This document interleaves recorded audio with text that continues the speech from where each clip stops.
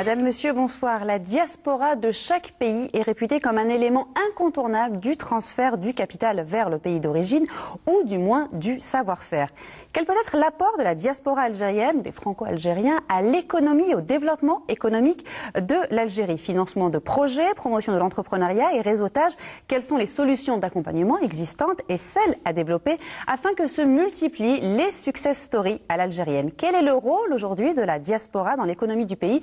C'est le thème de ce nouveau numéro de Diasporama, auquel ont accepté de participer nos invités, à savoir Amina Karameshti. Bonsoir. Bonsoir. Vous êtes cofondatrice de ITN, International Talents Network. C'est bien ça? C'est bien ça, tout à fait. Une agence qui fait beaucoup donc de réseautage et vous dénichez les talents? Tout à fait. En fait, on milite aujourd'hui sur la valorisation des compétences algériennes du monde à travers l'employabilité et l'entrepreneuriat. Et on essaie d'être un relais à travers le monde. On est passé en France, à Toulouse, à Paris et dernièrement au Canada. Soyez la bienvenue. À vos côtés, nous accueillons Karim Alouache. Bonsoir. Success story à l'algérienne, j'ai envie de dire. Vous êtes directeur commercial clientèle société de gestion à CACEIS Bank. Tout à fait. Oui. Vous êtes également très actif dans le milieu associatif. Oui, et je suis aussi élu. Aussi. Élu. Plusieurs casquettes. Voilà. Soyez le bienvenu. Nous accueillons également Bilal Mimoun. Alors, vous avez un parcours un petit peu atypique puisque vous êtes parti pour poursuivre des études. Et vous êtes revenu.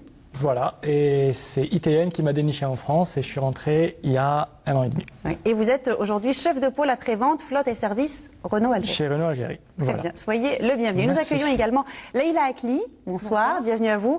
Alors vous êtes l'ambassadrice de WED Algérie, Women Entrepreneurship Day, et également fondatrice d'une agence de relations publiques, Pi Relations. Tout à fait. Un mot sur le WED Algérie, dont la première édition s'est tenue pour la première fois en Algérie. Alors le Women Entrepreneurship Days est un programme international pour soutenir, encourager l'entrepreneuriat féminin.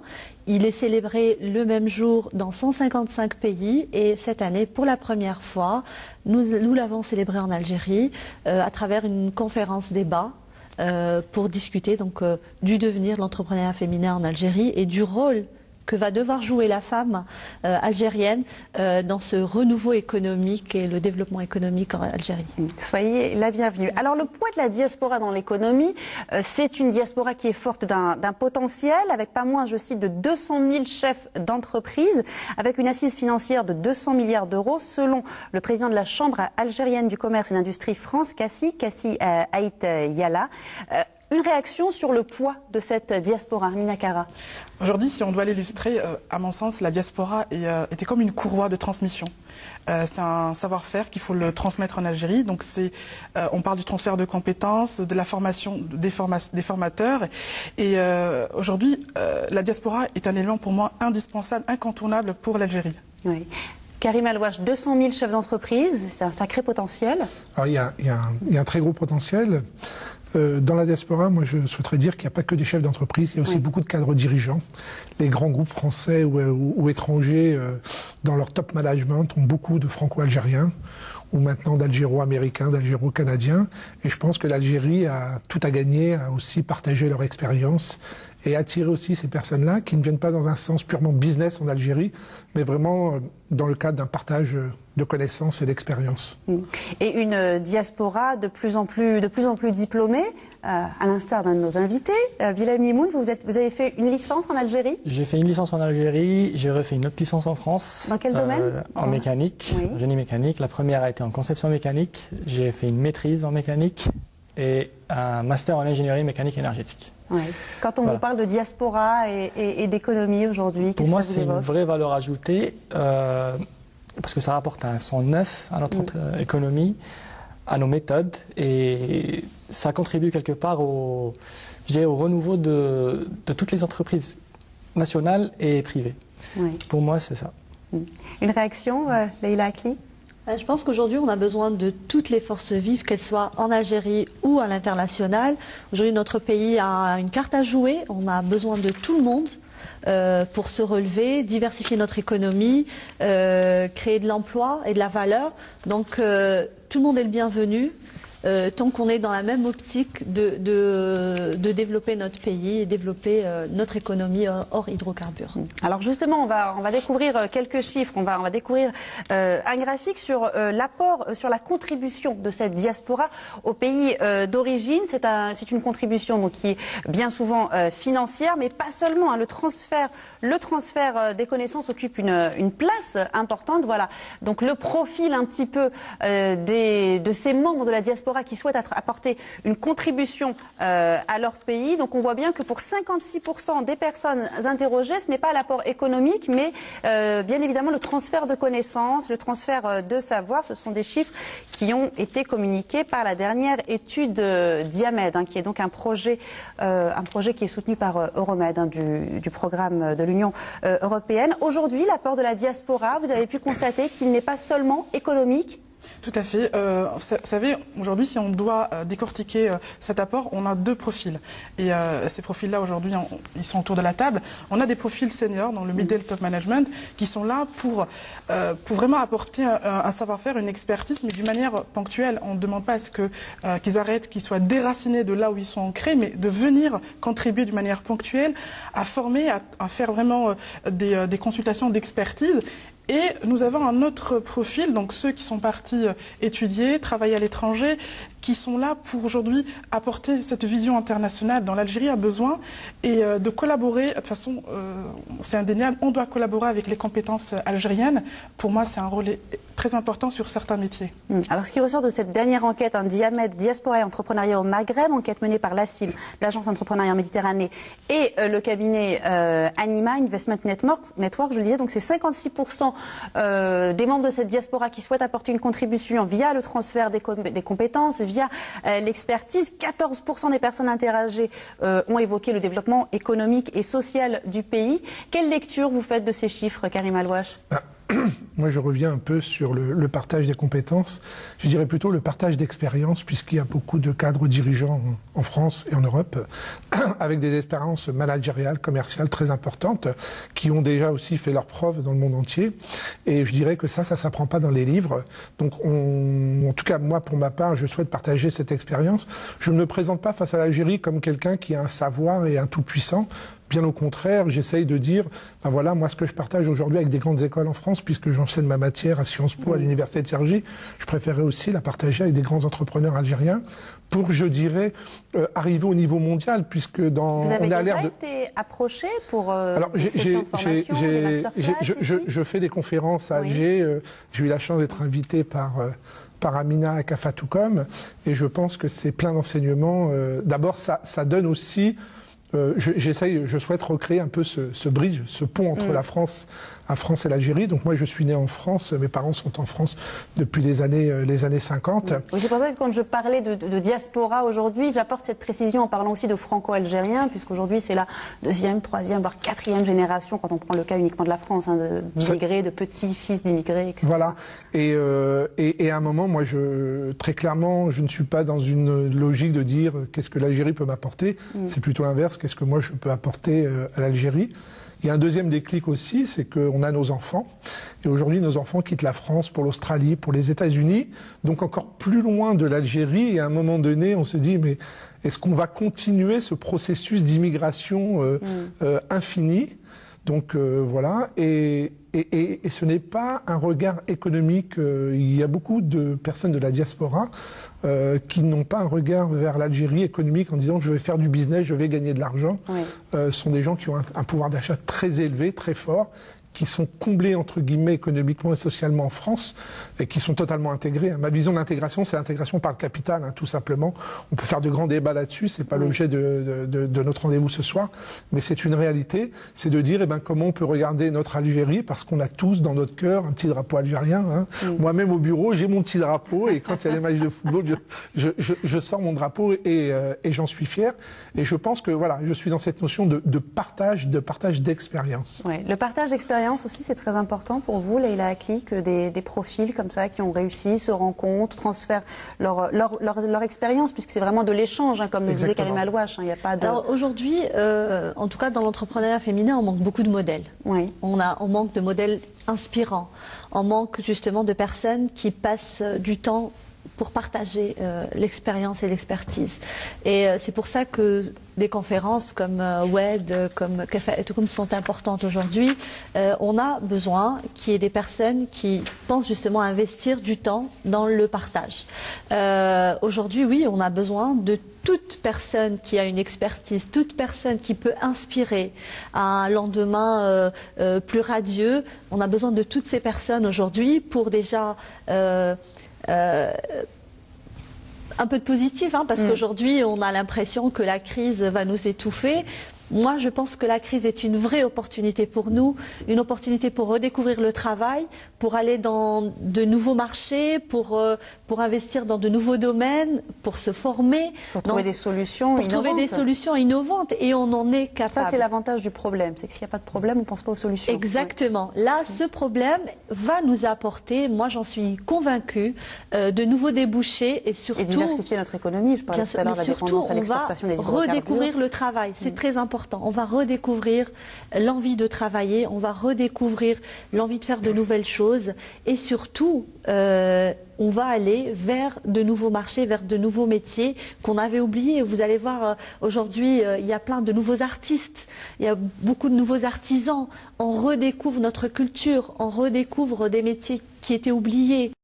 Moi, je pense que cette crise est la meilleure chose qui aurait pu nous arriver parce qu'aujourd'hui, on est obligé d'aller de l'avant. On ne peut plus compter sur qui que ce soit et aller investir, entreprendre, créer de la richesse. C'est le moment. Voilà, il faut pas s'endormir. Il faut aujourd'hui créer des entreprises. J'ai entendu il y a quelques jours le Premier ministre parler d'1 million d'entreprises à 2017. Alors, je peux vous dire que nous, les femmes, on n'est que 6% dans l'entrepreneuriat. Alors, vous imaginez les opportunités. Ça vous semble réalisable, 1 million d'entreprises d'ici 2017 ? Oui, tout à fait, tout à fait, pourquoi pas, hein, oui, tout à fait. Moi, je pense que l'Algérie, aujourd'hui, peut être une solution à la crise européenne, économique et industrielle. L'Europe s'est désindustrialisée, l'Algérie s'industrialise, et une des premières ressources nécessaires pour s'industrialiser, c'est d'avoir, bien sûr, les matières premières et surtout l'énergie. Et l'Algérie regorge d'énergie, même si on parle de la manne pétrolière qui s'épuise, mais il y a quand même le gaz et surtout une très forte capacité sur les nouvelles énergies, puisque en Algérie, il y a quand même du soleil. Donc là-dessus, on peut faire quelque chose d'extraordinaire. Vous partagez cet enthousiasme, Bilal ? Complètement d'accord. Et puis, comme l'a dit Leïla, je pense que c'est le moment de revenir au basique, de revoir toutes nos méthodes, honnêtement se mettre au charbon. Il y a une ressource extraordinaire qu'on oublie, les jeunes. Oui. On est une population très très jeune, instruite. De plus en plus diplômés. De plus en plus diplômés. Et ça, c'est une ressource extraordinaire. Il y a une très bonne volonté, je pense. Ils ont vraiment besoin d'être mieux managés et mieux motivés. Je pense qu'il y a vraiment une volonté d'aller de l'avant. Alors, l'initiative de la Semaine mondiale de l'entrepreneuriat a été lancée, il faut le savoir, en 2008. Elle est célébrée chaque année pendant une semaine dans plus de 150 pays à travers le monde. Et à l'instar de ces nombreux pays, l'Algérie a célébré cette semaine du 14 au 20 novembre 2016. Et dans le cadre de cette semaine de l'entrepreneuriat, une rencontre débat s'est tenue à l'école d'art Artissimo à Alger. Rencontre débat consacrée à la relation média-entrepreneuriat. Un débat organisé par GEN Algérie Global Entrepreneurship Network, dont la mission est de promouvoir l'entrepreneuriat en Algérie. Un reportage de Faria Hamdi. On ne peut pas s'improviser, on va créer. Une rencontre débat sur la relation entrepreneuriat-média en Algérie a eu lieu à l'école Artissimo. Des professionnels des médias, des entrepreneurs et des étudiants étaient présents. Que ce soit en matière de reportage, documentaires, émissions de conseils, séries, films ou réseaux sociaux. Le thème de l'entrepreneuriat est trop peu abordé dans les médias selon les promoteurs de cet événement. Il s'agit donc de débattre de cette carence et de tenter de trouver les moyens d'encourager les médias à s'intéresser au monde de l'entreprise. Dans notre approche et dans notre programme, nous avons intégré un programme qui s'appelle Médias et Entrepreneurship. Médias et Entrepreneurship Programme. Comment que les médias peuvent aider à développer l'entrepreneuriat? Quel est leur rôle? Comment peuvent-ils jouer un premier rôle pour le changement du mindset de l'état d'esprit et introduire l'esprit entrepreneurial auprès des jeunes de façon particulière, mais auprès de la population et des citoyens de façon générale. Et donc nous avons hébergé cet événement au niveau d'Artissimo.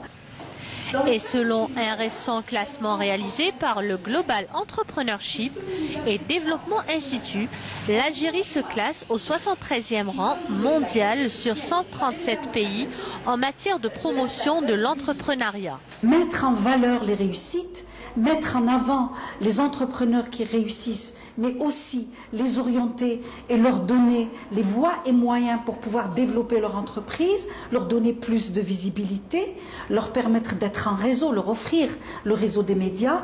Donc pour nous, ça pourrait développer l'entrepreneuriat dans notre pays quand on sait qu'en Algérie aujourd'hui, nous devons sortir de la dépendance de la rente pétrolière et faire créer de la richesse par tous les jeunes et toutes les femmes qui tentent de créer leur entreprise. Enfin, pour clôturer la rencontre débat, les différents intervenants se sont accordés unanimement à déduire que promouvoir l'entrepreneuriat est l'affaire de tous, médias, opérateurs économiques, institutions publiques.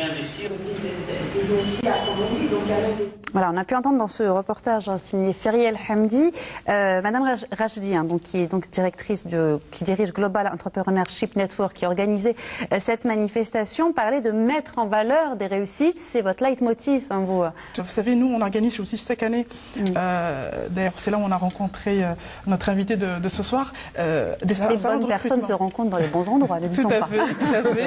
Tout à fait. On organise chaque année un salon de recrutement pour inciter les entreprises algériennes à venir rencontrer ces Algériens qui se trouvent en France. Bon, la France, le Paris, c'est le hub de l'Europe, mais chaque année, on organise une table ronde. D'ailleurs, j'invite tous les entrepreneurs à venir rencontrer des chefs d'entreprise, des cadres dirigeants, des personnes comme Karim Alouage, comme des gens qui ont entrepris en France et en Algérie, à échanger. Chaque année, on recense entre 150 et 160 porteurs de projets. Pourquoi pas s'associer entre un Algérien qui se trouve à l'étranger avec un Algérien local et apporter cette synergie. On a besoin de cette diversité et c'est quelque chose qu'on veut vraiment mettre en exergue. Et je dirais aussi, ce qu'il faut savoir, c'est le networking et c'est très important. Oui. Pourquoi? Parce qu'on désamorce beaucoup de problèmes bloquants. Il y a beaucoup d'a priori, il faut le dire, on l'a entendu à l'instant, des gens qui ont des a priori envers la diaspora ou envers le marché local. On dit qu'en Algérie, il n'y a pas de compétences, il n'y a pas d'économie, il n'y a pas de diversité. Et là, on est aujourd'hui là pour vraiment démontrer qu'il y a beaucoup de jeunes qui investissent, des start-up à encourager, à parrainer. Et il faut aussi réitérer ce type d'initiative. Quel regard vous portez, Karim Alouage, sur le traitement médiatique qui est fait justement du climat d'affaires ou du marché ou des marchés existants ou inexistants en Algérie? Je rappelle que vous êtes souvent sollicité d'ailleurs par les médias de part et d'autre de la Méditerranée pour votre expertise d'ailleurs. Voilà, alors moi je pense qu'on a toujours peur de ce qu'on ne connaît pas et en fait on ne connaît pas les entreprises algériennes. Moi je suis resté jusqu'en 2014, je ne connaissais rien en fait, pas grand chose de l'Algérie hormis quelques courts séjours en vacances. Et lors d'une participation au forum, un forum en 2014, je pense qu'il y a une mauvaise image en France déjà de la diversité et ça il faudrait le revoir à un moment donné, mais on peut créer notre propre diversité en Algérie. On a cette chance en fait, sans avoir d'immigration en Algérie, enfin venant de l'Europe, d'avoir de fait par construction historique cette diversité. C'est une véritable force de frappe. On devrait tous être des ambassadeurs. En fait, moi je me considère comme un ambassadeur de l'Algérie partout où je vais. J'ai eu l'occasion vendredi d'être à Monaco pour les Peace and Sport Awards et j'ai rencontré le ministre algérien des Sports et on a discuté longuement sur est-ce que l'Algérie va se qualifier pour la Coupe du Monde ou pas. Je lui dis c'est vraiment un enjeu national, c'est même un devoir national. C'est vraiment une diplomatie parallèle finalement que portent toutes les personnes qui sont issues de l'immigration algérienne, que ce soit par le rayonnement culturel, par le sport, par l'entrepreneuriat, par le domaine artistique. Ouais. En fait, nous sommes de véritables ambassadeurs. J'ai la chance de voyager pour mon travail. Mi-décembre, je serai encore aux États-Unis. Et vous prenez le drapeau avec vous. Alors, j'ai toujours un petit drapeau. On attend le selfie depuis les États-Unis avec le drapeau. Vous l'avez vu aux Nations Unies. Ah oui. J'attends le prochain, on le diffuse. suffira d'ailleurs. Vous aurez la preuve. Mais, non, mais quelque part, alors il y a un peu de provocation parce que je pense qu'en France, il y a un vrai sujet en ce moment. On aime bien plus ou moins la diversité lorsqu'elle est dans le domaine sportif, lorsqu'elle est dans le domaine artistique. On la redoute lorsqu'elle est dans le domaine économique et encore plus lorsque demain elle peut venir dans le domaine politique. Et je pense qu'il y a un véritable enjeu pour la diaspora en France, puisque à un moment donné, il va falloir s'attaquer à... Et vous avez choisi le plus difficile, vous avez investi les deux domaines les plus redoutables, alors, la politique et l'économie. L'économie, ça fait 26 ans que j'exerce mon activité, donc à ce niveau-là, je dirais que ça fonctionne très bien. Et ce qui a déclenché cette volonté d'attaquer le domaine politique, c'est que l'image que l'on véhicule dans les médias n'est pas la vraie image. Il y a beaucoup de personnes franco-algériennes qui ont, qui sont bien, qui ont de très bons statuts sociaux, qui ont bien réussi, qui ont des postes très très importants dans les grandes entreprises. Hein. Quand vous êtes à un certain niveau, on ne vous regarde pas si vous êtes algérien, espagnol, italien. Ce qu'on regarde, c'est ce que vous allez apporter à l'entreprise. Et quand vous allez à l'étranger et que je me présente, Karim Alouache, la première question me dit « Vous êtes d'où ?» Alors je suis français, je représente une banque française. Et vous êtes et l'Algérie. Et là, tout de suite, à l'Algérie. Alors, moi, ce qui m'a interpellé, c'est que j'ai rencontré des Américains qui connaissaient beaucoup mieux l'Algérie que moi, en fait. Moi, je connaissais mon petit village en petite Kabylie, un peu Alger, et puis eux connaissaient pas mal de choses, me parlaient d'endroits, etc. Et je me suis dit, tiens, les Américains regardent de plus en plus l'Algérie. Et pourquoi pas si demain, il y avait un challenger de la France en Algérie? Parce que c'est vrai, on a ce lien historique. Il y a quelque chose de particulier avec la France, et comme une histoire d'amour un peu... c'est une histoire passionnelle, douloureuse, bien évidemment. Mais douloureuse, et on a du mal. Aujourd'hui, il y a des ponts qui existent et on doit se tourner vers des... on le voit bien, des relations bilatérales plus apaisées, vers développement de projets, renforcer les liens et l'amitié aussi franco-algérienne qui se fait par le travail associatif, hein, notamment. Bien sûr. Vous savez, aujourd'hui, pardon, excusez-moi, je pense qu'on confond entre nationalisme et patriotisme. Et ça, c'est quelque chose où on incite les médias à bien communiquer dessus. Aujourd'hui, il y en a beaucoup de personnes qui reviennent par fibre patriotique, parce que voilà, ils font plaisir aux parents. Quand on voit... Et parce que l'amour du pays d'origine est toujours là. Moi, j'ai la chance de rencontrer des gens qui travaillent entre les deux rives. Et quand je vois que leurs parents, quand ils les voient à la télé, qu'ils ont fait des choses, qu'ils ont partagé leur expérience, ben, ils ont les larmes aux yeux. Et c'est quelque chose qui est juste formidable. Et je pense que ça évite pas mal. Ce que je disais à Amina, c'est voilà, quand on entend l'hymne national, et je suis incapable aujourd'hui de chanter l'hymne national, on a cette chair de poule, et c'est comme ça. Et il y a une charge émotionnelle qui est très forte, bien sûr. Tout à fait. Alors, en parlant justement de ces ambassadeurs, nous, on a une ambassadrice avec nous sur le plateau, Leïla Akli, puisque vous êtes l'ambassadrice donc de WED Algérie, Women Entrepreneurship Day, donc la première édition algérienne, puisque c'est un événement mondial. Hein. La première édition algérienne s'est tenue tout récemment. Samedi dernier. Samedi dernier. Plutôt une réussite, on peut le dire. Ben oui, ça va. On a eu beaucoup de médias qui nous ont soutenus d'ailleurs, qui sont venus couvrir l'événement. On en avait besoin parce que un des freins de l'entrepreneuriat féminin, c'est le manque de modèles. Toutes les études le disent. Aujourd'hui, les jeunes filles ne s'imaginent pas être chef d'entreprise parce que le modèle de chef d'entreprise qu'elles ont, c'est plutôt un homme, plutôt âgé. Donc elles ne se projettent pas dans l'entrepreneuriat parce que c'est quelque chose qui n'est pas au toucher de main. Pour eux, c'est quelque chose de très lointain. Elles sont de plus en plus nombreuses dans les grandes écoles. Aujourd'hui, nous, on a envie d'inverser la tendance et de dire il y a des femmes entrepreneurs qui ont réussi, qui ont été capables d'être tout ce qu'on attend de nous, hein. Maman, épouse, gestionnaire logistique, maison, voilà. Donc aujourd'hui, il y a beaucoup de femmes qui ont su justement être chef d'entreprise et garder leur rôle de maman, parce que c'est la première chose qu'on nous impose quand on est algérienne. Voilà, la première mission, c'est se marier, avoir des enfants. Et aujourd'hui, moi... Cette discrimination à l'embauche pour les femmes, ça existe aussi à l'étranger. Le dernier rapport Tout Bon a pointé du doigt d'ailleurs les discriminations faites aux femmes en France. Moi, j'irai plus loin. C'est qu'on nous met beaucoup de pression. C'est-à-dire que si on fait des études... Mais c'est parce que nous sommes exceptionnels. Tout à fait. Les femmes algériennes sont exceptionnelles. Moi, j'en suis convaincue parce qu'on nous demande toujours d'être au mieux. d'être de très bonnes étudiantes, d'être de super femmes au foyer, d'être de super mamans. On nous met beaucoup de pression. Hein. Et il y a un véritable potentiel entrepreneurial aujourd'hui chez les femmes algériennes. Alors écoutez, moi je suis convaincue que c'est dans notre ADN. Parce que à la base, nous les femmes algériennes, on est programmées pour réussir. On est programmées pour réussir. Ça vous plaît pas, c'est pareil. Exactement, on est programmées pour réussir. Vous demandez à n'importe qui gère le budget à la maison, c'est la maman. Qui gère la logistique, c'est la maman. Je pense qu'on s'impose cette pression aussi pour être parfaite. Hein. Oui, on bien s'impose sûr, d'être mais parfaite c'est sur le culturel. terrain. Hein, c'est culturel. C'est parce que nos parents nous ont appris que si jamais on faisait quelque chose, il fallait que ce soit au top. Ou alors, ça n'allait pas. On est plus conciliant avec les hommes culturellement en Algérie. Ça vous fait sourire? Ça me fait sourire parce que d'abord la femme en Algérie a un rôle historique. Hein. On ne parlera jamais assez de sa contribution à l'indépendance. Pas que pendant la décennie noire. Forte intellectuellement parlant et psychologiquement parlant. Moi j'ai un ami qui a une phrase et que je vais emprunter ce soir et qui est extraordinaire. S'il ne l'a pas déposé à Londra, il l'a pas déposé. Moi, je suis un homme d'affaires et je vérifie toujours ça avant. Mais ça résume très bien la femme. Nous, on est formatés de par notre éducation. On est des combattants dans l'âme. Hein, donc, on se bat dans le business. Peut-être pour ça aussi que l'on réussit. Donc, on est vraiment de gros combattants. Et il dit toujours, moi, à l'extérieur, je suis un tigre. Je suis vraiment fort. Mais à la maison, je suis un chat. C'est-à-dire que je suis... C'est la position de la femme. Oui. Derrière chaque grand homme, il y a une femme. Ne dis-t'en pas. Alors, justement, vous avez pour cet entrepreneuriat, pour cet événement qui consacre l'entrepreneuriat féminin, une invitée ou une marraine, je ne sais pas si on peut dire ça comme ça, prestigieuse. Oui, bien sûr. En fait, on lui a écrit et à travers une personne de la diaspora d'ailleurs, très active, on lui a écrit en lui demandant d'être marraine de cette édition et elle a tout de suite dit oui. C'est Yamina Benguigui.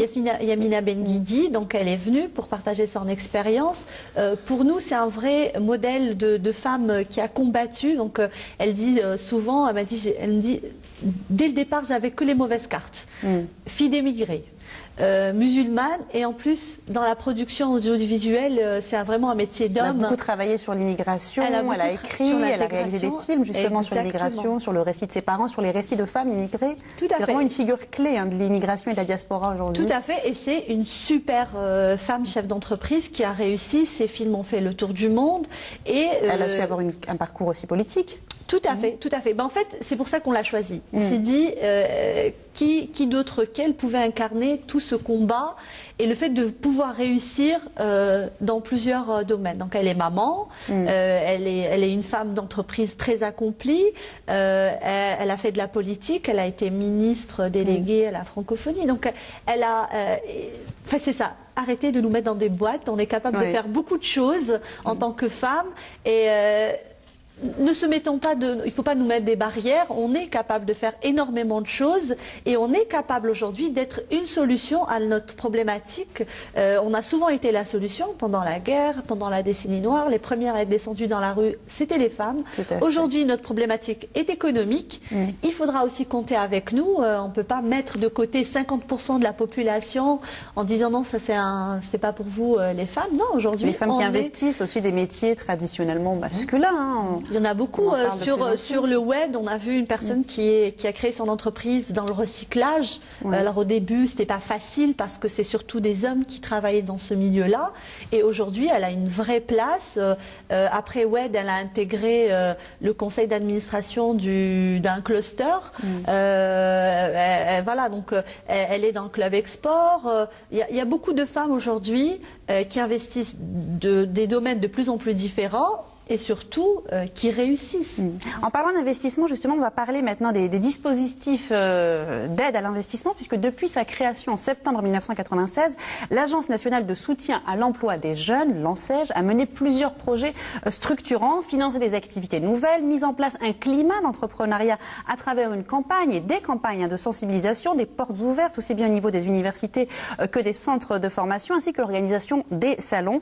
Et les Algériens résidant à l'étranger ouvrent également droit à la création d'une micro-entreprise et bénéficient des avantages du dispositif ANSEJ s'ils exercent leurs activités en Algérie et remplissent les conditions d'accès au dispositif. Les précisions de Aïcha Ould Mohamed. L'État algérien a pris un engagement courageux à l'égard de toute la jeunesse algérienne issue de l'immigration, où qu'elle se trouve, pour une nouvelle vision de l'avenir et dans le cadre de l'entrepreneuriat autonome, un phénomène international de lutte contre le chômage. Le but est d'abord de faire profiter tous d'un savoir et d'un transfert technologique. Et pour plus d'informations, nous avions contacté le directeur général de l'Agence nationale de soutien à l'emploi de jeunes, M.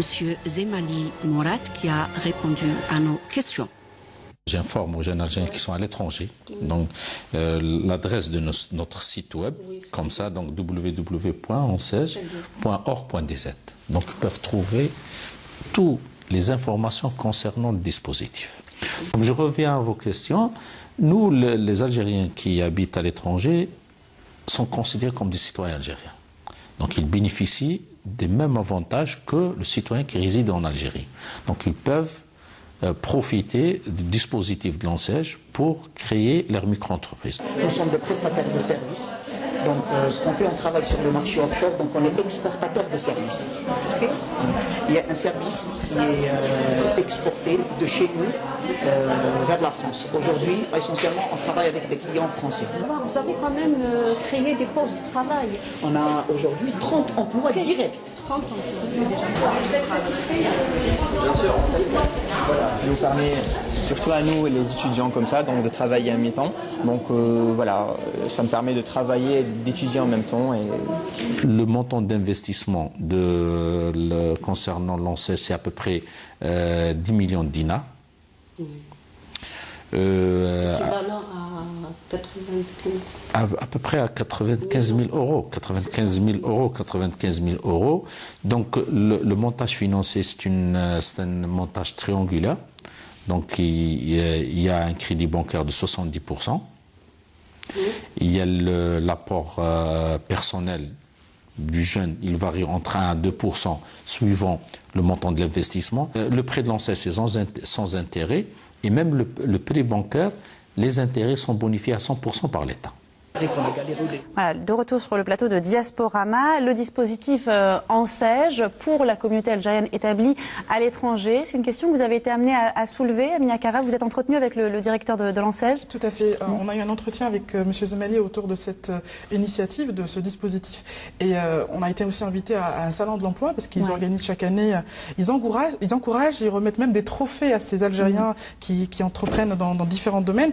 Et en fait, la conclusion qu'on a tirée, qui aussi pareil pour la femme ou l'homme chef d'entreprise, aujourd'hui on propose des solutions d'égalité, c'est-à-dire on ne demande pas un favoritisme ou un élément facilitateur davantage pour l'Algérien qui se trouve à l'étranger. Non, on est pareil, l'Algérie appartient à tout le monde, donc c'est pour ça qu'on essaie vraiment de communiquer, de dire voilà, vous voulez venir en Algérie, vous avez aussi un dispositif dans lequel vous pouvez aussi demander. D'ailleurs, comme j'ai expliqué tout à l'heure, on organise chaque année un espace entrepreneuriat et ces porteurs de projets, on les met en relation directe avec l'ONCEJ et ils concrétisent et on les accompagne aussi. Donc c'est quelque chose qui est très important. On fait le suivi. Que sont-ils devenus de l'idée à la réalisation du concept? Oui, alors justement, dans ces événements que vous organisez, on va revenir sur Kafaatoucom, on va revoir dans un tout petit instant le reportage qu'on avait réalisé l'année dernière. Qu'est-ce qui vous a incité, Bilal Mimoun, à vous rendre à cet événement? Comment vous avez entendu parler de ITN? Alors, à la base, quand j'étais parti en France, j'avais pour objectif de faire mes études. On est en 2009, là, quand vous partez en France. On est en 2009. De finir mes études, acquérir de solides diplômes. Et par la même occasion, si l'occasion m'était donnée, d'acquérir une première expérience solide pour ensuite la faire valoir ici. D'accord. Je n'ai pas pu travailler longtemps en France après mon diplôme, et c'est suite à ça que j'ai décidé de rentrer. Je crois que c'était en novembre 2014, Amina, Tout à fait, à Lyon. À l'espace Charenton à Lyon. Voilà, à Lyon. J'y suis allé par curiosité. J'ai emmené des CV avec moi, j'ai déposé des CV. J'ai rencontré par ailleurs mon entreprise. C'était un salon, un lieu de recrutement, un espace, une journée recrutement, c'est ça? C'est un salon de recrutement avec des stands, des entreprises qui se déplacent d'Algérie. C'est un excellent challenge quand même, il faut le signaler. Pour aller rencontrer ces Algériens, on fait nous une opération de sourcing, c'est-à-dire en amont, c'est-à-dire que les entreprises communiquent leurs besoins et on essaye vraiment de communiquer à travers plusieurs médias pour vraiment inciter ces Algériens à s'y rendre à ce type d'événement. Et c'est là que vous avez postulé? J'ai postulé, j'ai été contacté quand j'étais en France et ça concordait avec la période où je me préparais à rentrer. Ouais. Je suis rentré, j'ai passé mes entretiens et j'ai commencé. Alors ce qui est drôle en plus, c'est que c'est un grand groupe, Renault, l'entreprise française, qui est venue s'installer en Algérie. S'installer en Algérie. Ce qu'il faut savoir, c'est que c'est une société très bien structurée. On a des suivis RH, on a même des profs d'anglais sur place. Honnêtement, je me sens très bien. Ouais. Et on est vraiment aux standards internationaux. Je veux dire, si ça peut rassurer la diaspora à l'étranger, je les encourage. Il y a des entreprises vraiment solides. Et voilà. Donc moi, personnellement, j'ai beaucoup d'amis en France actuellement. Ayant vécu pendant toutes ces années où vous étudiez en France, vous n'avez aucun remords à être revenu dans votre pays d'origine? Pas du tout. C'était vraiment un choix. Et d'ailleurs, qu'est-ce que vous pourriez dire aujourd'hui justement aux personnes qui sont peut-être enfants ou petits-enfants d'immigrés et qui se disent tiens, je serais peut-être tenté d'aller tenter ma chance en Algérie, mais qui auraient peut-être encore quelques appréhensions? Honnêtement, ils ont besoin d'être rassurés. J'en connais plein qui ont cette envie de venir travailler à la fois ou de se lancer dans l'entrepreneuriat. Ils ont besoin d'être rassurés. Ils ont une phobie de l'administration quelque part. Je sais que ça joue avec. C'est très intéressant ce que vous dites. Ce type de success story, nous, on veut vraiment engager le dialogue. D'ailleurs, on organise une soirée, un débat, networking, autour du success story du Made in Algeria. Donc, on est obligé aujourd'hui de communiquer, de montrer que ça marche.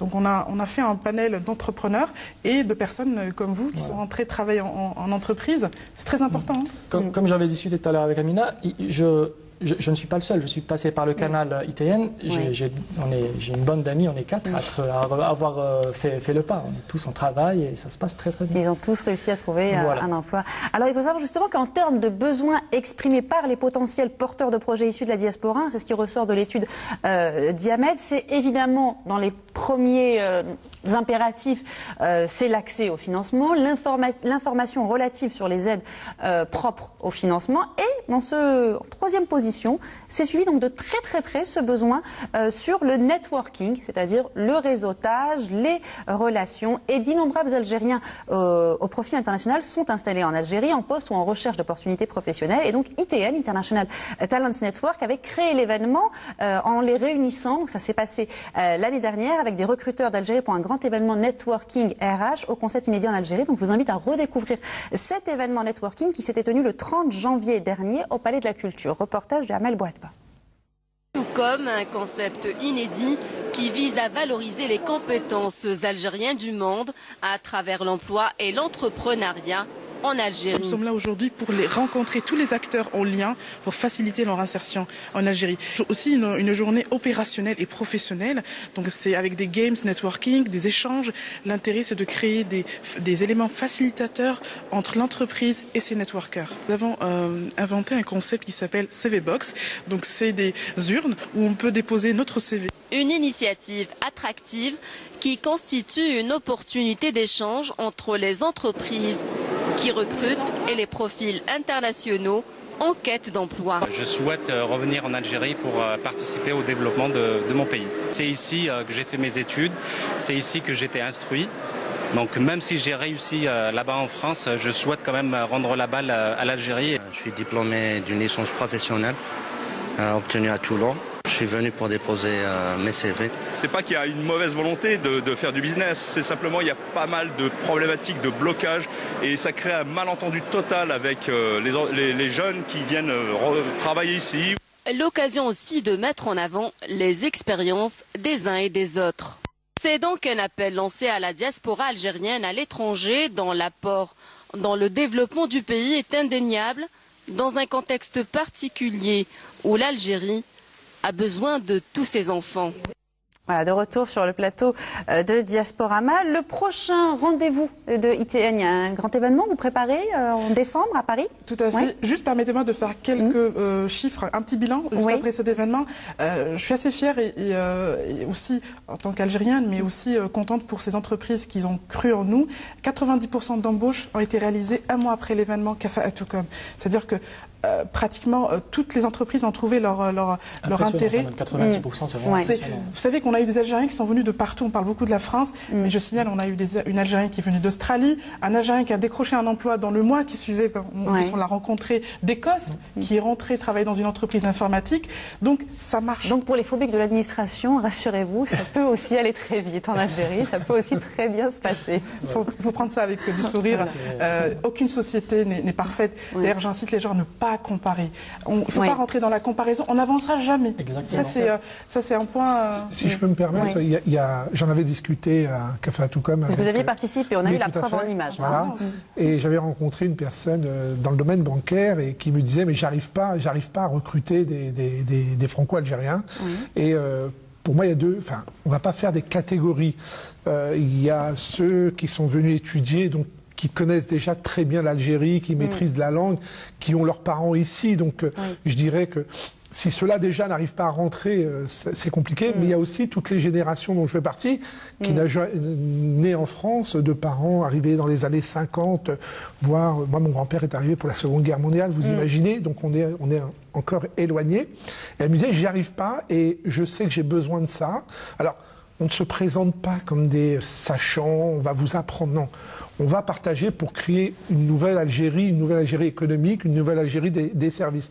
Et je lui disais, une facilitation. Voilà. Et je lui disais, mais du réseautage. Il y a une opportunité énorme en France et que personne ne saisit.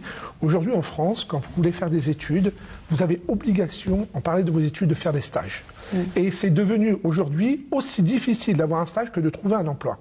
Il y a un vivier énorme. Je dis, mais... On va être honnête, quand vous venez de la diaspora, quand vous êtes d'origine étrangère, c'est encore plus compliqué. Je suis bien placé pour le savoir, puisque j'aide pas mal de ces jeunes. Je lui dis, mais... Justement, j'aimerais bien avoir votre avis là-dessus. On va revoir justement quelques chiffres ensemble. La situation est urgente, dixit le défenseur des droits à l'institution dirigée par Jacques Toubon, qui a publié en septembre dernier un panorama particulièrement inquiétant des discriminations à l'embauche liées à l'origine. Et ce sont, je cite, les personnes vues en premier comme arabes ou musulmans qui en font les frais en premier. Alors voilà, là on découvre quelques chiffres. Sur 758 personnes interrogées, donc 80% sont de nationalité française, 61% disent avoir été souvent ou très souvent victimes de discrimination à l'embauche au cours des 5 dernières années. Alors bien évidemment, on va voir également un autre graphique, ça a des conséquences sur le projet personnel. Se tourner vers l'entrepreneuriat, malheureusement, ça reste seulement marginal, puisque seulement 9% des victimes de discrimination, 9% des personnes qui ont livré leur témoignage se tournent vers l'entrepreneuriat, tandis que 40% des personnes interrogées ont décidé de partir ou envisagent de partir à l'étranger. Quelle lecture vous faites de ces discriminations à l'embauche? Bien sûr, c'est une réalité et c'est d'autant plus vrai que nous sommes dans une période de crise économique qui dure. Donc c'est déjà difficile lorsque vous appelez Marine, Philippe et que vous êtes blond ou blonde, et même s'il y a des gens de la diaspora qui sont blonds ou blondes, etc. Non mais c'est une réalité. Et moi, de par mon réseau, j'essaie toujours de mettre le pied à l'étrier à ces jeunes-là, je dirais, à compétences équivalentes. Il ne s'agit pas non plus de faire une discrimination inversée et d'avoir de l'incompétence. Mais quelque part, c'est tellement difficile d'avoir ces stages. Et quand vous faites des grandes écoles, en plus, il vous faut un stage à l'étranger. Donc économiquement aussi, ça coûte cher d'aller étudier à l'étranger. On a reçu beaucoup de demandes de stage cette année. C'est impressionnant. C'est nouveau pour nous. On reçoit des demandes de stage et des demandes d'embauche depuis la France, depuis l'Espagne. On a eu plusieurs personnes qui nous ont contactés essentiellement sur LinkedIn ou des stages. D'ailleurs, on a eu des stagiaires venus de HEC cette année, Paris, chez nous au bureau, et on a reçu beaucoup de CV de journalistes, d'attachés de presse à partir de la France ou de l'Espagne qui cherchent un emploi en Algérie. Il y a un véritable vivier. Ça veut dire que la chaise là, elle est éjectable, c'est ça? Non, il y en a une deuxième, ne vous inquiétez pas. Non, mais il y a un véritable vivier. Après, il faut que les autorités algériennes soient facilitatrices, c'est-à-dire qu'elles permettent administrativement d'organiser ça. Je pense qu'il faut l'organiser. Ce sont des jeunes, ils ont 22, 23 ans. C'est cette génération-là qu'il faut regarder plutôt. Et c'est là où on va partager, on va se mélanger et on va créer quelque chose de nouveau. Vous parliez d'inquiétude, une espèce de phobie qui est fausse. Nous, on est arrivés hier. Vous avez été confronté à ça? Oui, j'aimerais bien. Par rapport à la discrimination ou par rapport au... Allez-y. Bon, il paraît qu'on recrute beaucoup de journalistes en ce moment, donc faites ce que vous voulez. Bon, par rapport à la discrimination, c'est un fait, ça existe. Après, c'est relatif à chaque personne. Si on est capable d'accepter ça et d'aller au bout, coûte que coûte, et d'essayer de trouver, ou alors changer de voie. C'était mon cas. Je voulais rentrer, j'ai choisi une autre voie. Ça, c'est... Voilà, on ne va pas trop débattre là-dessus. Par contre, pour ce qui est des administrations, pour qu'ils facilitent en Algérie et tout, moi je pense qu'à la base, quand on revient d'un pays étranger, il faut avoir la bonne approche. Il ne faut pas s'arrêter à des constats. Il ne faut pas dire oui. Les clichés surtout. Les clichés. L'administration me freine, non, j'abandonne. Comme disait Amina tout à l'heure. Il faut pas, je pense que ce n'est pas la bonne approche. Et puis, moi personnellement, quand j'étais là-bas, je me disais, si je dépensais la même énergie à vouloir réussir là-bas, en Algérie, je pense que j'aurais déjà réussi. J'ai dépensé 1 an et demi de mon énergie. Et alhamdoulilah, Tout à fait. Vous savez, vous parlez des gens qui n'arrivent pas à trouver un stage ou un emploi. Mais aussi, nous, on est en contact avec ces gens-là, à cette proportion. Il y a aussi des personnes qui sont en entreprise, mais qui ont un malaise en termes d'évolution de carrière. Et, oui, c'est le fameux plafond de verre. Tout à fait, qu'il faut aussi casser. Donc aujourd'hui, nous, on est en contact avec ces gens-là. D'ailleurs, je prendrai l'occasion aussi de parler de cette prochaine édition qu'on organise à Paris. On l'annonce. Les 10 et 11 décembre. Alors 10 et 11 décembre, on a pas mal de nouveautés. Pourquoi? Ça répond à toute cette problématique. Parce qu'on a le premier jour une journée de salon avec des stands, des recrutements. La soirée, on l'a organisée essentiellement pour ces personnes-là qui sont en poste. Donc on fait un débat networking où on invite ces gens qui sont en activité dans les métiers middle top management à partager leur expérience et aussi à le dire. Il faut désamorcer ces blocages. Il y a un malaise. Moi-même qui étais en entreprise à l'époque à Toulouse, j'ai travaillé pour un grand constructeur aéronautique.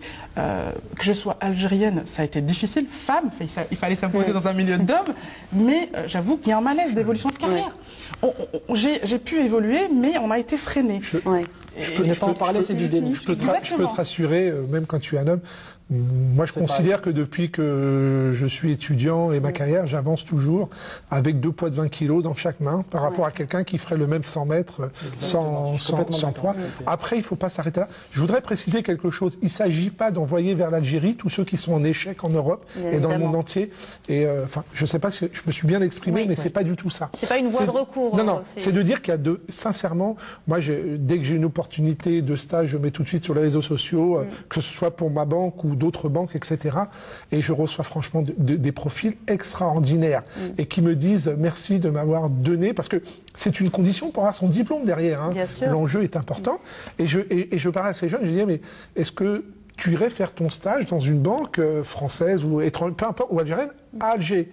Et ils me disent, et c'est là où il y a une différence entre celui qui est parti étudier mais qui a sa famille et me dit, mais moi je connais personne en Algérie, ma famille elle est en France, mes parents sont en France, j'ai peut-être un cousin. De l'accompagnement. Et c'est là où je disais à ces entreprises, il faut les accompagner. Après il y a les entreprises françaises en Algérie, mais il faut penser aussi aux entreprises algériennes qui ont une envergure aujourd'hui, il y a des multinationales, et je pense que ce mélange est intéressant et il n'est pas très engageant parce qu'on parle de stage de quelques mois, mais au moins le jeune, une fois qu'il est venu, il a une idée, il s'est fait une idée, et c'est pas ce qu'on va lui raconter. Justement, on va découvrir un portrait de jeune, il s'appelle Faisal Mediou, c'est une success story à l'algérienne, lui il est issu justement de l'immigration, il a décidé de quitter Paris pour venir investir dans le loisir en Algérie, du côté de Tizi Ouzou. Un portrait réalisé par Nassiba Djaïdir.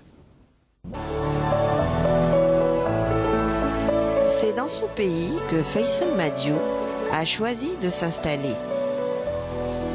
Porteur d'un projet, ce jeune Algérien originaire de Tizi Ouzou a quitté Paris pour vivre et travailler dans la ville natale de ses parents.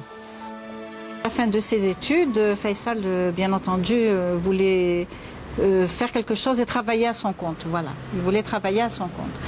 Et il avait dans l'idée, comme tout jeune et tous ses copains, peut-être partir faire quelque chose vers l'Australie. Il a même parlé d'aller s'installer en Thaïlande. Et évidemment, ça nous a fait peur parce que c'est des pays éloignés. On s'est dit, il va partir là-bas tout seul. Si jamais il y a un problème, personne ne pourra venir à son secours. En discutant avec lui, j'ai dit, écoute, tu sais, en Algérie, il y a un projet, il y a une structure qui s'appelle Ansège, qui aide beaucoup les jeunes qui ont des projets comme ça, qui veulent s'installer. Est-ce que ça t'intéresserait? Il y a 1 an, presque jour pour jour, j'ai déposé donc un dossier auprès de l'Ansège pour ouvrir donc cette salle de jeu qui est maintenant ouverte depuis 2 mois. Donc c'était difficile quand même de faire le choix de venir ici en Algérie, mais ça s'est concrétisé et maintenant je suis très content d'avoir fait ce choix. Il est 10h, direction Flash Games. C'est ainsi que Faisal a baptisé sa salle de jeu et de divertissement. Une salle de jeu qu'il a fini par ouvrir avec l'aide de l'enseigne et de sa famille. Pour le moment, il n'a pas de concurrent. Pour fidéliser sa clientèle, Faisal a préféré viser des jeux à la portée de tous.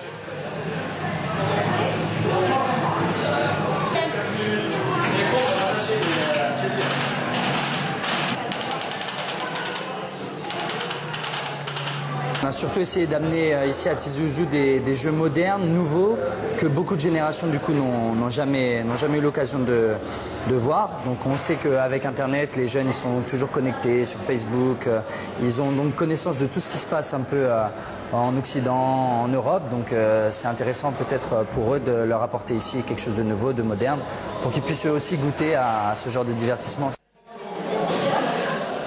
Ces jeunes prennent leur quartier de vacances dans cette salle de jeu. Un loisir, un passe-temps pour les uns et les autres. Pour nombre d'entre eux, un espace de rencontre et d'échange.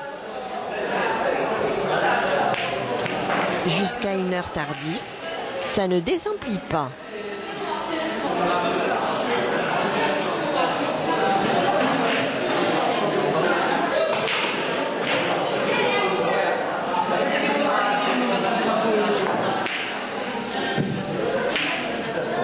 Je trouve que c'est très intéressant, une salle comme celle-là, respectable, c'est mixte aussi, on est à l'aise, il y a beaucoup de sécurité aussi.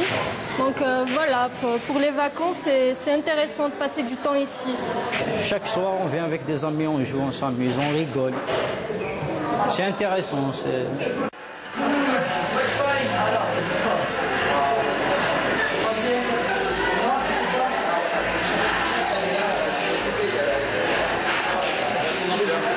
Tout au long de l'année, on a mis en place, surtout pour cette salle supérieure, plusieurs types d'événements. Donc déjà, on a des tournois. Donc on organise des tournois toutes les semaines, des tournois de billard et des tournois de Xbox. Donc ça fonctionne bien. On voit que les jeunes commencent déjà à venir régulièrement, à s'inscrire. Ils prennent vraiment, ils aiment bien venir vraiment jouer. Ce qu'on aimerait faire, c'est vraiment essayer de pousser les entreprises. Notamment comme on peut le voir à Alger, il y a beaucoup d'entreprises qui organisent des team building pour leurs salariés, pour tous leurs collaborateurs, pour essayer vraiment, quand par exemple il y a un nouveau venu dans l'entreprise ou en fin d'année pour faire un bilan, ils organisent en général beaucoup d'événements pour renforcer les liens d'entreprise. Le temps d'une pause pour retrouver ses amis et les membres de sa famille. Dans ce salon de glace, on discute. On partage et l'on parle de ses projets.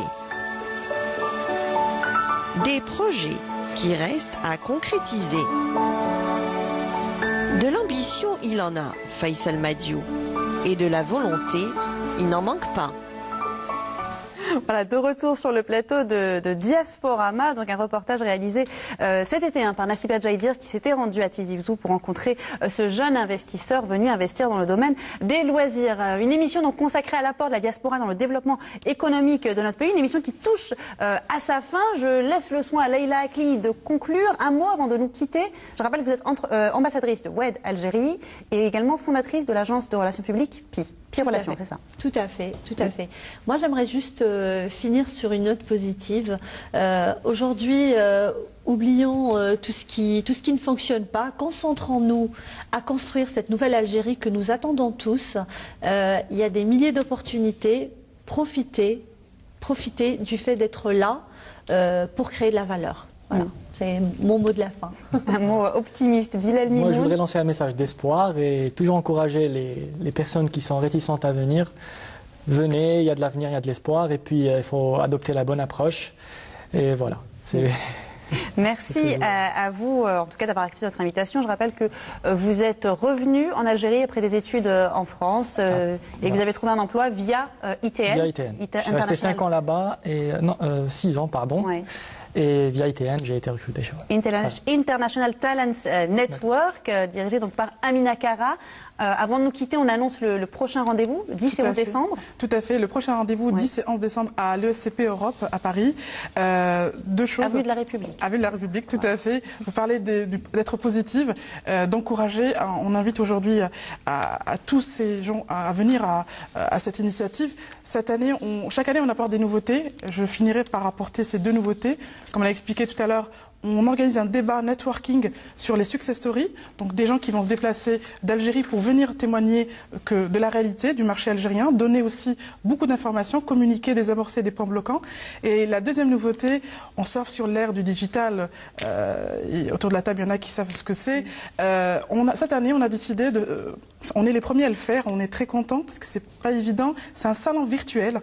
On ouvre la possibilité à communiquer entre les recruteurs algériens avec la diaspora qui se trouve à l'étranger. On est en contact avec pas mal d'Algériens de Montréal, du Canada. Donc, visioconférence avec tous ceux qui ne peuvent pas venir à Paris. Tout à fait. Donc on sera en contact, ces recruteurs seront en contact avec des Algériens du Canada, des États-Unis, d'Angleterre, des pays du Golfe, et c'est une occasion d'engager un échange. Et on rappelle le site internet www.talents-network.com. J'ai bon. C'est ça. Je fais très attention, puisqu'il paraît qu'il y a beaucoup de journalistes en recherche d'emploi ce soir. Je fais très attention. Surtout s'ils appellent Leïla Akli pour trouver du travail, j'ai intérêt à bien me tenir. Karim Alouache, merci d'avoir accepté notre invitation. Vous participerez au prochain Forum africain d'investissement et d'affaires qui se tiendra du 3 au 5 décembre à Alger. La semaine prochaine, effectivement. Donc là, dans un cadre purement professionnel, de belles rencontres en perspective. Et puis, pour résumer, moi qui n'ai pas vu l'Algérie pendant 15 ans, en 2 ans, j'y suis allé plus que dans toute ma vie, puisque je suis là encore aujourd'hui, la semaine prochaine, et je pense qu'il y aura encore... Et tu seras l'année prochaine avec nous. Et l'année prochaine aussi. Et puis moi, je voulais surtout... je pense qu'un pays, pour avancer, il a besoin de donner espoir et donner l'envie à ces jeunes. Et moi, je me pose, en fait... dans cette situation-là, dans cette optique-là, de vraiment leur donner cet avenir. Si je peux apporter ma toute petite contribution, ce sera formidable. Et nous sommes tous des ambassadeurs de l'Algérie dans le monde entier, partout où nous sommes, par notre comportement, notre exemplarité et nos réussites. Merci à vous tous en tout cas d'avoir accepté notre invitation et d'avoir participé à cette émission de Diasporama qui était consacrée à l'apport de la diaspora dans le développement économique du pays, un pays qui a besoin de tous ses enfants, où qu'ils soient dans le monde. Excellente soirée sur Canal Algérie.